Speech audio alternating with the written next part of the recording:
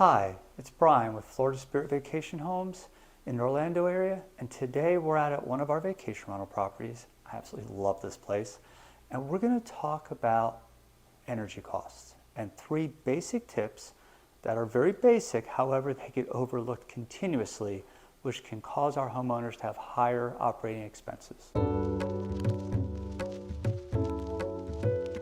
Here in Central Florida, overwhelmingly, the homes operate on electric. We have very few properties that have natural gas plumbed into them. So we have not only electric appliances, we have central air conditioning, and we have electric pool heaters. And we're going to talk about simple ways to help control those costs while still providing an excellent guest experience.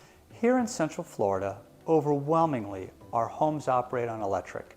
We have electric appliances, we have electric central air, and we have electric pool heaters as well. At Florida Spirit, we've been able to reduce homeowners' expenses on their electric costs by utilizing these 3 tips. We're going to focus on 3 very basic tips again, but they're overlooked a lot, 2 of which relate to the thermostat and 1 relates to the pool heater that can dramatically reduce our homeowners' expenses. Tip number 1 pertains to the thermostat. In Central Florida, it gets extremely hot and humid, and a lot of our guests, frankly, are from cooler climates. Come down here and they feel uncomfortable originally, and the first thing they do is they run to your thermostat and they drill it down. Unfortunately, with central air, it can only be so efficient. If the outside temperature is 98 degrees, most central air systems are going to struggle to really get more than 20 degrees below the average outside temperature. Guests will come in, turn these down into the 60s.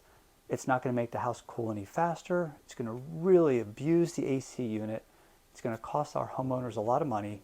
So we found solutions that are both good for the homeowner as well as providing a good service to our guests. One of the things we recommend is one of the ecobee programmable thermostats.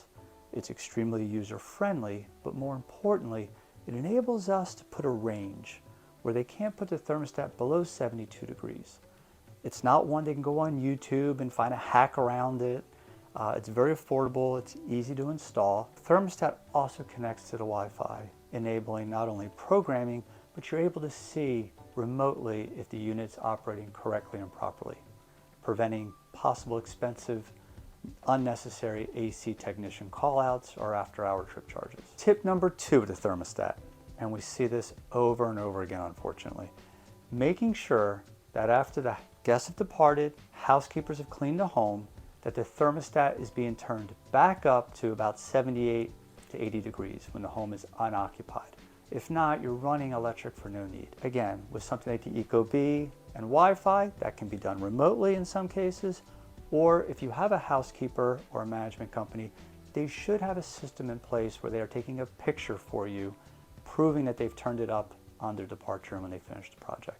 Unfortunately, it's countless times we come into the home after the housekeepers, many times within hours of them, and our staff finds the thermostat not turned back up to the proper temperature, 78 to 80 degrees. With ourselves, we use a program where our staff has to actually document and verify in their inspection report that the thermostat has been turned back up to the proper temperature, also helping reduce the electric bill when the home is unoccupied. Tip number 3.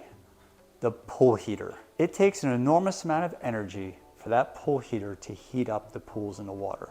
It costs a lot of money to run them daily. Most people in Central Florida do charge a daily fee, but you have to make sure it's turned off when the guests depart and no one's there to pay for it. The worst thing that can happen is you get a high electric bill and you find out that your pool heater's been running 4, 5, 6 days between guests, and it's just a loss of expense, and it's not necessary. We're going to go out to the physical pool heater and just show you how staff are turning them on and off. A pool heater like this one, even at one of the townhouses, if it's left running while there's no one in the house paying you revenue, you're literally burning money away, and you can literally spend over $100 to $200 a month running a pool heater that no one's enjoying. You need to make sure whoever's taking care of your home, that the day the guests depart and the house is clean and finished, that someone is coming out physically, coming up to the pool heater controls,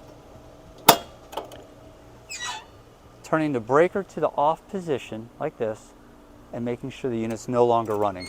We at Florida Spirit, at every guest departure, come out, document and photograph that these pool heaters are turned off, making sure our homeowners aren't wasting money, and of course, giving our homeowners the accountability of our performance. Thank you again for taking the time and watching our video.